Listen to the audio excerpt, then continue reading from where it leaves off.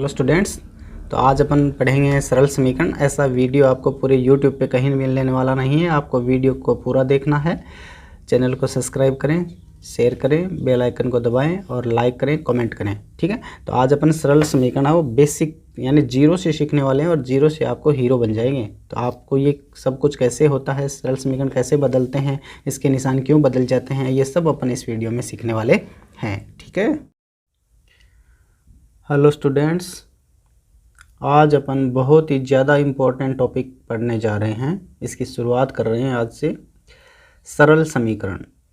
सरल समीकरण बहुत ज़्यादा ज़रूरी होता है स्टूडेंट्स को आना। प्रत्येक छात्र को सरल समीकरण आना चाहिए, परंतु क्या होता है औसतन बच्चों को ये नहीं आता समीकरण।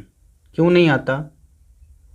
इसके पीछे उनकी धारणा बन जाती है अलग ही प्रकार की कि ये समीकरण क्या है। समीकरण से बच्चे यानी घबराते हैं थोड़ा। तो आज मैं बेसिक से शुरुआत कर रहा हूँ, जीरो से शुरुआत करेंगे आज अपन, और आपको पूरा 10th 12th लेवल तक के समीकरण पढ़ाएंगे। 5-7 वीडियो डालूंगा मैं, इनके छोटे छोटे 8-10-15 मिनट के वीडियो होंगे। आप प्रत्येक वीडियो को देखना और उसके बाद मेरे को बताना कि समीकरण अब भी नहीं आ रहे। ऐसा नहीं हो सकता, ठीक है ना। तो समीकरण आपको ज़रूर आएंगे, ये कन्फर्म है। आज अपन पढ़ेंगे, शुरुआत कर रहे हैं। तो समीकरण में सबसे पहले दो प्रकार के पद होते हैं, उनमें दो प्रकार की संख्याएं होती हैं। एक होती है चर संख्या, एक होती है अचर संख्या। ठीक है, चर और अचर होती है। तो ये चर और अचर क्या होते हैं? यानी जो अल्फ़ाबेट होती है ना, अंग्रेजी वर्णमाला के अक्षर अगर आ जाएं तो उनको तो कहते हैं अपन चर कहते हैं इनको तो। और गणित की संख्याएं आ जाएं, ठीक है, उनको अपना अचर कहते हैं। ठीक है, यानी ये साथ नहीं होनी चाहिए, अलग अलग होनी चाहिए। ठीक है, जैसे अब मैं कहूँ कि x + 4, तो यहाँ 4 है, वो तो क्या है? चर है। 4 x तो चर है और ये 4 क्या है? अचर है। ठीक है, तो ये अपन ने जान लिया चर क्या होते हैं और अचर क्या होते हैं। ठीक है, और इसमें क्या होगा, चर और अचर आ गए, उसके बाद इसमें क्या आएगा? इसमें गुणांक होंगे। ठीक है, गुणांक का मतलब गुणांक किसके साथ होगा? गुणांक हमेशा ही चर के साथ होता है। किसके साथ? चर के साथ। चर को वेरिएबल भी बोलते हैं, ठीक है ना। चर को इंग्लिश में वेरिएबल कहते हैं। तो ये चर है ना, ये बदलते रहते हैं। ठीक है, चर बदलता रहता है। ये अचर पे डिपेंडेड होता है, अचर का मान कितना है उसके अनुसार ही इसका मान बदल जाएगा। जैसे मैं कहूँ कि x + 5 = 3। ठीक है, तो इसमें ये तो चर है, ये अचर है। ठीक है, ये भी अचर है। अब चर हमेशा क्या है? बाएं पक्ष में ही होना चाहिए। बायां पक्ष है उसमें ही चर को रखा जाता है। ठीक है, अगर दाएं में है तो उसको बाएं में लाते हैं। ठीक है, ये कैसे करते हैं इसको भी मैं अभी बताने वाला हूँ आपको। जैसे ये मैंने एक समीकरण लिया है, इसमें 2 पद तो बाएं पक्ष में है, एक पद दाएं पक्ष में है। ठीक है, ये पद हैं, यानी इसको कह सकते हैं कि समीकरण में 3 पद हैं। ठीक है, अब x है, ये कितना है मान लो यहाँ पे x का मान क्या है, ये जानने के लिए अपन क्या करेंगे, अपन सीधा भी बता सकते हैं कि भाई इसकी जगह क्या रखा जाए, x की जगह, कि उसमें फिर 5 जोड़ा जाए तो 3 आ जाए। ठीक है, तो अपन कह सकते हैं, बता सकते हैं इसको कि यहाँ पे अगर कितना हो, यानी यहाँ पे कोई धनात्मक संख्या तो हो नहीं सकती। धनात्मक जैसे मान कहूँ कि x की जगह 1 लिखूँ और इसमें 5 जोड़ूँ तो उत्तर तो 6 आएगा ना। तो जैसे जैसे अपन धनात्मक संख्या जोड़ते जाएंगे वैसे वैसे तो आंसर बढ़ता जाएगा, है ना। तो यहाँ पे कौन सी संख्याएं आएंगी? ऋणात्मक संख्याएं आएंगी। तो ऋणात्मक संख्या में कौन सी आएगी? यहाँ पे -2 आएगा। ठीक है, यानी -2 और 5 को जब अपन जोड़ेंगे तो आंसर कितना आएगा? 3 आएगा। ठीक है, अब ये तो अपन के सीधी बताने वाली बात हो गई, यानी फार्मूले से कैसे करें अपन। ठीक है ना, ये तो किसी को पता चले किसी को नहीं चले, परंतु अपन इसको हल करेंगे ना, उसमें सबको पता चल जाएगा कि क्या होने वाला है, कि x का मान क्या आने वाला है। ठीक है, ये तो अपन बाद में देखेंगे। अब इसमें 2 पक्ष होते हैं, वो देख लेते हैं अपन। 2 पक्ष कौन से होते हैं? एक तो बराबर के दाईं साइड का होता है, इसलिए इसको दायां पक्ष कहते हैं। ठीक है, दायां पक्ष। एक होता है बाईं तरफ का, इसलिए इसको बायां पक्ष कहते हैं। ये बायां पक्ष है अपना। ठीक है, बायां पक्ष। और दायां पक्ष और बायां पक्ष हमेशा बराबर होते हैं, यानी चर का अगर मान रख देना अपन तो बायां पक्ष और दायां पक्ष बराबर आते हैं, या चर का मान जो निकालेंगे उसको बाद में वापस पुट करें समीकरण में तो हमेशा ही दायां पक्ष और बायां पक्ष बराबर होता है।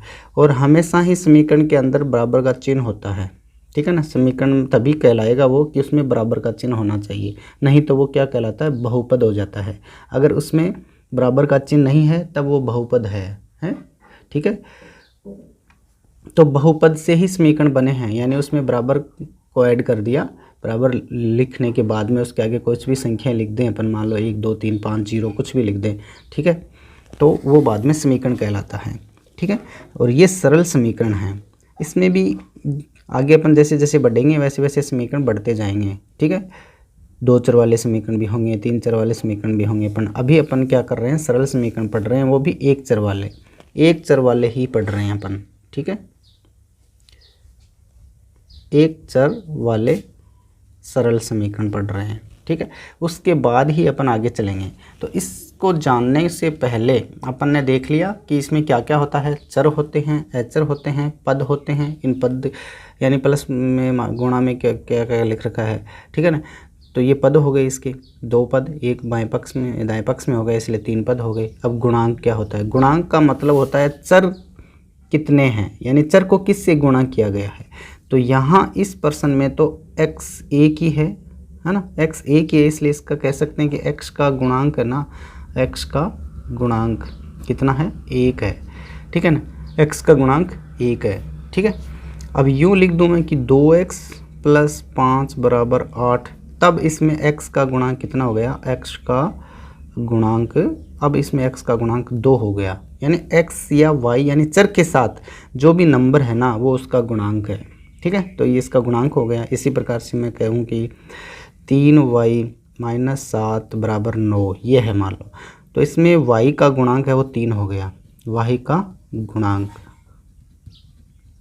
कितना, 3 है। सीधी भाषा में कहें कि चर को किस से गुणा किया है वही उसका गुणांक है। चर को किस से गुणा किया है, अगर 2 से गुणा किया है तो 2 इसका गुणांक है, 3 से गुणा किया है तो 3 इसका गुणांक है, 4/5 से गुणा किया है तो वो उसका गुणांक हो जाएगा। ठीक है, ये भी हो सकता है। ठीक है, यानी इस x का गुणांक 4/5 हो गया। तो गुणांक है वो भिन्न में भी हो सकता है, गुणांक पूर्ण संख्या भी हो सकती है। ठीक है, तो ये अपन ने जान लिया कि इसमें 2 पक्ष होते हैं, चर होते हैं, पद होते हैं। ठीक है, अचर होते हैं, दायां पक्ष होता है, बायां पक्ष होता है। ठीक है, गुणांक होते हैं। और अब बायां पक्ष को LHS कहते हैं और दायां पक्ष को RHS कहते हैं इंग्लिश में, राइट हैंड साइड और लेफ्ट हैंड साइड। ठीक है, तो ये हमेशा आप ध्यान रखना। अब आपको एक विधि के बारे में बताता हूँ मैं। ठीक है, बहुत ही आसान विधि है, सरल, सबसे सरल विधि है, उसी से सारी विधियों का इजाद हुआ है। ठीक है, तो अपन अभी देखेंगे, सबसे सरल विधि है वो ही देखेंगे अपन। ठीक है, उसके बाद में आपको कभी भी कोई गलती नहीं रहेगी। तो सबसे पहले अपन पढ़ने वाले हैं तुलना विधि। कौन सी विधि, तुलना विधि। तुलना विधि आप जानते होंगे कि ये मान लो एक तराजू है, तराजू में क्या होते हैं, 2 पलड़े होते हैं। ठीक है, ये 2 पलड़े हैं, मान लो इस तराजू के ये 2 पलड़े हैं। ठीक है, ये 2 पलड़े हैं। ठीक है, 3 डोरियां होती हैं ना तराजू के पलड़ों में, 3 डोरियां बिना तो तराजू कैसे रहेगा सही। ठीक है, ये तराजू का पलड़ा है मान लो 2। अब तराजू में अपन क्या करते हैं, तोलते हैं कुछ ना कुछ, तो तोलते हैं तो इसमें क्या होता है कि बराबर तोल होता है, तभी तो अपन मानते हैं कि हाँ भी अब बराबर हो गया। ठीक है, तो बराबर करने के लिए अपन क्या करते हैं, या तो कुछ डालते हैं या कुछ निकालते हैं, यानी कम ज़्यादा हो तो अपन क्या करेंगे, या तो कुछ डालेंगे एक पलड़े में या एक में निकालेंगे। ठीक है ना, ऐसा ही करेंगे। तो एक तरफ बाट डालेंगे, दूसरे सामान डालेंगे। जैसे 1 kg का बाट डालना है इधर, तो 1 kg सामान डालेंगे, यानी बराबर करेंगे ना, वजन तो उतना ही डालेंगे दोनों तरफ, यानी बराबर रखेंगे, कम ज़्यादा तो नहीं रख सकते। ठीक है ना, ओके। तो इसी प्रकार से आपको तुलना विधि में समीकरणों को हल करना है। तो तुलना विधि में कैसे करते हैं समीकरण को हल, जैसे मान लो x + 3 = 5। ठीक है, x + 3 = मान लो 5 है। तो इसको अपन कैसे हल करेंगे, तुलना विधि से कैसे करेंगे। तुलना विधि से करने से पहले मैं आपको एक चीज़ और बताना चाहता हूँ। क्या बताना चाहता हूँ मैं कि संख्या रेखा के बारे में बता देता हूँ। ठीक है, संख्या रेखा की इसमें आवश्यकता होती है। ठीक है, तो मैं संख्या रेखा के बारे में बता देता हूँ। और संख्या रेखा में भी मैं कौन सी संख्याओं को बताऊँगा आपको, पूर्णांक संख्याओं को बताने वाला हूँ मैं। पूर्णांक संख्या का कि बच्चों को समस्या रहती है थोड़ी, ठीक है ना। तो पूर्णांक समस्याओं को मैं बता देता हूँ आपको कि पूर्णांक संख्याएं क्या काम आने वाली हैं अपने यहाँ। पूर्णांक संख्याएं बहुत ज़्यादा काम आएंगी। ठीक है, तो इस तरह से कोई नहीं बताने वाला आपको, ठीक है ना। तो आपको वीडियो को शेयर करें, चैनल को सब्सक्राइब करें और बेल आइकन को दबाएं। ठीक है, देखो यानी यहाँ काम आने वाली हैं ये संख्याएं, इसीलिए मैंने लिखी हैं। ठीक है, अब देखो मैं एक कहानी सुनाता हूँ छोटी सी आपको कि दो लड़के थे। ठीक है, दो लड़के थे, वो बहुत ही उनमें ज़्यादा दोस्ती थी। ठीक है ना, यानी वो एक दूसरे की हेल्प भी करते थे, अच्छे थे वो। ठीक है, वो साथ ही रहते थे, कभी दूर भी चले जाते थे ना तो एक दूसरे को लाने के लिए वो बराबर चलते थे। यानी कोई दूसरा एक दूसरा गांव चला गया मान लो हैं, तो वो कहेगा यार आजा मेरे पास, तो वो क्या कहता, तुम भी इतना आ मेरे पास तभी मैं तेरे पास आऊँगा उतनी दूर, है ना। इस प्रकार से उनकी दोस्ती थी मान लो। तो ये दोनों लड़के एक बार क्या हुआ कि ये दो पे मान लो ये कोई दो गाँव थे, एक गाँव इधर था एक गाँव इधर था। ठीक है, तो ये दोनों को पता चला कि भाई ये गांव चले गए अपन दोनों, तो कब अपने को तो मिलना है, तो क्या करें कि मिलना है तो करना क्या है कि जितना मैं आऊँ तेरी तरफ उतना ही तू मेरी तरफ आ जा। ठीक है, तो ये चला इधर से इधर चला एक कदम, तो ये इधर से एक कदम चला, फिर ये इधर से एक कदम चला, तो फिर ये एक कदम चला, दोनों मिल गए, आके मिल गए। कहाँ पे मिल गए, जीरो पे मिल गए। तो इसका मतलब क्या है, ठीक है, इसका मतलब यह है कि अगर जीरो से बराबर दूरी की संख्याओं को अगर अपन मिलाएं, ठीक है ना, कौन सी संख्याओं को, पूर्णांक संख्याओं को। ये ऋणात्मक संख्याएं हैं, ऋणात्मक, और ये धनात्मक संख्याएं हैं। ठीक है, धनात्मक। तो धनात्मक और ऋणात्मक ये क्या होती हैं, दो दिशा होती हैं जीरो से दोनों साइड में। यानी जीरो से अगर अपन बाईं तरफ चलते हैं तो ऋणात्मक संख्याएं आएगी, यानी ऋणात्मक संख्याओं की दिशा बाईं तरफ है और धनात्मक संख्याओं की दिशा है वो दाईं तरफ है। ठीक है, दाईं और ये बाईं। तो जैसे जैसे अपन बाईं तरफ जाएंगे तो ऋणात्मक संख्याएं आती जाएंगी और आगे से आगे उनके नंबर चलते जाएंगे, जैसे 1 2 3 4 ये माइनस में इस प्रकार से चलेंगे। और धनात्मक संख्याएं जैसे जैसे अपन दाईं तरफ चलेंगे वैसे वैसे धनात्मक संख्याएं आती जाएंगी। ठीक है, तो इसमें मैं कहने का मतलब है कि -2 + 2 को अपन मिलाएं यानी जोड़ें, इनका योग करें तो आंसर कितना आने वाला है, 0 आने वाला है। ठीक है, अब मान लो वही लड़के दोनों 4 पर आ जाएं और वो फिर कहें कि मेरे को आपसे मिलना है यार आ जाओ, तो वो क्या करेंगे, दोनों बराबर चलेंगे। उनमें तो इस प्रकार का मान लो है दोस्ती, इसी प्रकार की है कि भाई जितना तू चलेगा उतना मैं चलूँगा। ठीक है, तो मान लो यहाँ खड़े हैं दोनों, हैं इस पे खड़े आए हैं, दोनों बराबर दूरी पे खड़े हैं, तो ये क्या करेगा, ये भी चलेगा इस प्रकार से, 2 कदम ये चला, इस प्रकार से 2 कदम ये चला, फिर ये भी 2 कदम चला, ये फिर ये भी मान लो 2 कदम चला और वापस क्या आ गए, 0 आ गए। तो उन्होंने क्या निष्कर्ष निकाला कि यार अपन जैसे ही मान लो 0 से दोनों ना बराबर दूरी पर होते हैं और अपन बराबर बराबर चलते हैं तो हमेशा ही 0 पे आते हैं, ये क्या है। तो उन्होंने निष्कर्ष निकाला कि भाई जब अपन शून्य से ना बराबर दूरी की संख्याओं पे होते हैं ना और अपन बराबर चलेंगे ना तो हमेशा शून्य पर ही पहुँचेंगे। इसका मतलब क्या हुआ कि अगर अपन धनात्मक और ऋणात्मक संख्याएं अगर बराबर पूर्णांक है, उनका मान उनका बराबर है पूर्णांक में, दूरी 0 से बराबर है, यानी बराबर दूरी वाली संख्याओं को अपन जोड़ें तो हमेशा क्या आएगा, 0 आएगा। तो ये क्यों बता रहा हूँ मैं, ये समीकरण में ज़रूरी है, अपने को चाहिए ये समीकरण में। ठीक है ना, अब देखो, अब इसको देखते हैं। अब आपको यहाँ करना क्या है, करना यही है कि आप जो एचर पद देख रहे हैं ना, इस एचर पद को यहाँ से हटाना है। अपने को तो चर निकालना है, चर का मान बताना अपने को, तो कि चर का मान कितना है, चर का मान। ठीक है, तो अपने को क्या करना है, इस चर को यहाँ से हटाना है। तो चर को हटाने के लिए क्या करना चाहिए, ऐसी की ऐसी दूसरी संख्या चाहिए अपने को। वो कौन सी चाहिए, इसके विपरीत चिन्ह वाली चाहिए। विपरीत चिन्ह वाली यानी ये धनात्मक संख्या है तो अपने को ऋणात्मक चाहिए। अपन ने देख लिया कि अगर बराबर दूरी की संख्याएं होती हैं तो उनसे मिलाने पे 0 आ जाता है। ठीक है ना। तो ऐसा ही अपन करने वाले हैं। अब तुलना विधि यहाँ क्यों काम आ रही है कि अगर इधर से अपन जितना निकालेंगे ना उधर दूसरी साइड से भी उतना ही निकालेंगे, यानी बाएं पक्ष में जो निकाल रहे हैं या जोड़ रहे हैं वही अपन दाएं पक्ष में जोड़ेंगे या घटाएंगे, यानी बराबर रखेंगे दोनों तरफ, ठीक है। तो देख लो x + 3 - 3 बराबर 5 - 3।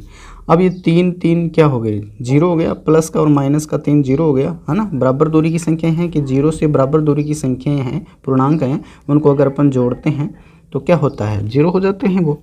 तो ये इधर तो क्या हो गया, x हो गया, और इधर 5 में से 3 घटाए तो कितने हो गए, 2 हो गए, यानी अपना चर का मान कितना आ गया, 2 आ गया, ठीक है।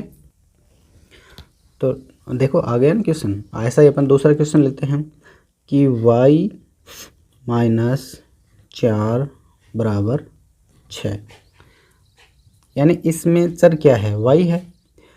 तो आपको तो चर का मान निकालना है, अपन चर का मान निकालना सीख रहे हैं कि चर का क्या मान है, यानी चर की जगह क्या होगा, ठीक है। तो अपन क्या करेंगे, यहाँ संख्या कौन सी है, ऋणात्मक संख्या है, तो अपने ऐसी की ऐसी धनात्मक संख्या लिखनी है, यानी प्लस में 4 लिखने हैं, ठीक है। माइनस में 4 है तो अपने को प्लस में लिखना है, प्लस में था तो अपन ने माइनस में लिखा, यानी अपने को तो क्या करना है, इधर 0 करना है, यानी ओनली फॉर चर रहना चाहिए बाएं पक्ष में, ठीक है ना।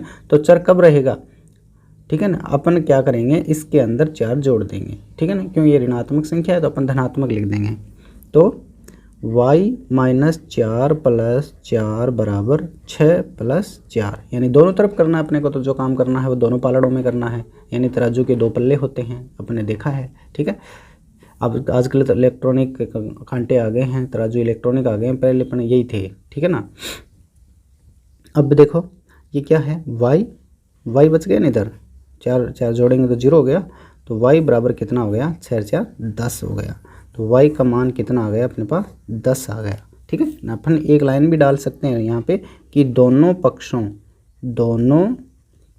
में 4 जोड़ने पर, इस प्रकार से लाइन डाल सकते हैं कि दोनों पक्षों में 4 जोड़ना है, तो इधर भी 4 जोड़ दिया, बाएं पक्ष में भी और दाएं पक्ष में भी, यानी पक्ष आपको पूरा लिखना है, यानी ये पक्ष था y - 4 तो y - 4 तो लिख दिया।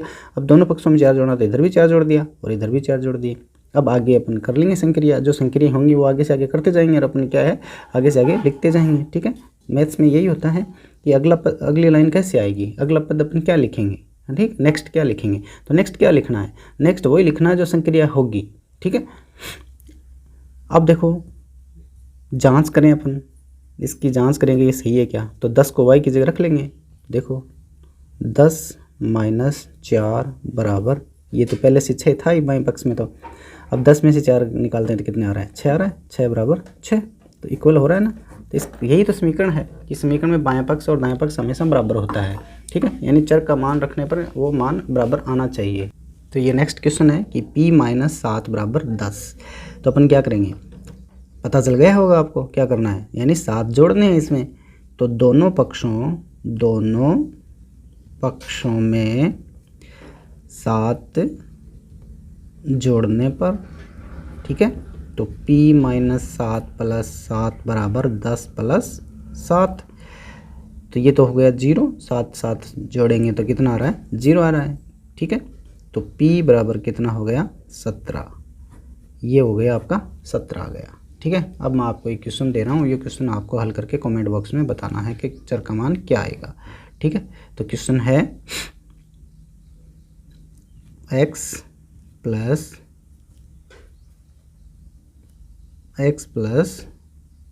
5 बराबर 11, ठीक है।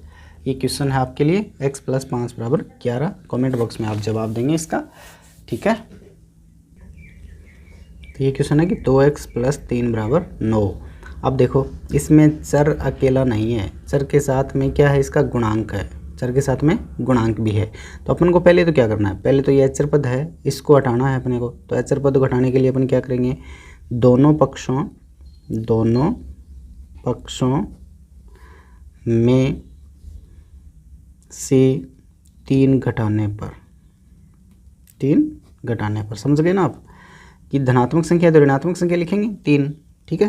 तो 2x + 3 - 3 बराबर 9 - 3, तो इधर तो क्या रह गया, 2x बराबर, इधर क्या हो गया 6, यानी 2x बराबर 6 आ गया। अपने को तो क्या चाहिए, x चाहिए, यानी चर का मान चाहिए अपने को, तो चर का मान, ठीक है। तो चर क्या है, x है चर। तो अब अपन को क्या करना है कि चर के साथ में इसका गुणांक कितना है, तो चर के साथ जो गुणांक है ना उसका ही दोनों तरफ आपको क्या करना है, अगर गुणांक मान लो इसमें तो गुणा में है गुणांक 2, तो आपको क्या करना है, दोनों तरफ भाग देना है, दोनों तरफ 2 से भाग देना है, जितना गुणांक करना है उसका ही भाग देना है आपको। तो देखो इसका दोनों तरफ पक्षों में भाग देंगे अपन, तो लिखेंगे दोनों पक्षों में 2 से भाग देने पर। देखते जाओ आप, एकदम सिंपल तरीका, बेसिक, यानी 0 से सिखा रहा हूँ आपको मैं, इसलिए मैं इतना बता रहा हूँ आपको। अगला वीडियो में आप देखना। तो 2x/2 बराबर 6/2, यानी 2 से दोनों तरफ भाग देना है। अब 2 का पता कैसे चलेगा, गुणांक से पता चलेगा अपने को, गुणांक जितना होगा उसका ही भाग देना है अपने को, ठीक है। तो 2 का भाग 2 में पूरा पूरा गया तो क्या रह गया, x, और 2 का भाग 6 में कितनी बार गया, 3 बार। तो x का मान कितना आ गया, यानी चर का मान अपने पास कितना आ गया, चर का मान 3 आ गया, ठीक है। हो गया क्वेश्चन। चलो दूसरा क्वेश्चन और ले लेते हैं एक। 5y, जैसे ये क्वेश्चन है 5y - 4 बराबर 21 है, तो आपको क्या करना है, सबसे पहले तो इस 4 को हटाना है यहाँ से, ठीक है। तो अपन क्या करेंगे, दोनों पक्षों में 4 जोड़ने पर, दोनों पक्षों में 4 जोड़ेंगे तो 5y - 4 + 4 बराबर 21 + 4, तो ये कितना हो गया, इधर तो 5y बराबर 25 हो गई, ठीक है। अब अपने को क्या करना है कि y का गुणांक कितना है, 5 है, तो 5 से दोनों तरफ भाग देंगे, दोनों पक्षों में 5 से भाग देने पर। तो 5y/5 बराबर 25/5, 5 से 5 कैंसिल हो गया, इन 5 का भाग 5 में एक बार गया तो एक y बच गई, y बराबर 5 का भाग 25 में कितनी बार गया, 5 बार, तो y का मान कितना आ गया, 5 आ गया। कितना इजी है देखो, ठीक है। तो ये अपन ने एक चर वाले समीकरण सीख चुके हैं, सरल समीकरण है वो अपन ने कर लिए हैं, यानी अपन ने एक तो अचर पद को हटाना किया है, एक गुणांक को हटाना का किया है, यानी 2 टाइप के कर लिए। अभी 2-3 टाइप के क्वेश्चन और भी आएंगे, वो अगले वीडियो में आने वाले हैं। तो आपको मैं एक क्वेश्चन दे रहा हूँ, ये क्वेश्चन आप करोगे 3p प्लस, तो ये क्वेश्चन है 3p + 4 बराबर 13, इसमें चर का मान बताना आपको, चर का मान यानी p बराबर कितना आएगा वो बताना, ठीक है। तो ये आप इसका जवाब कमेंट बॉक्स में लिखोगे, ओके। तो सभी को बेस्ट ऑफ लक, अच्छे से पढ़ाई करते रहें और वीडियो का आनंद लेते रहें। चैनल को शेयर करें, सब्सक्राइब करें और कमेंट करें और बेल आइकन को दबाएं, जिससे जैसे मैं वीडियो अपलोड करता हूं तो तुरंत आपके पास पहुंच जाए।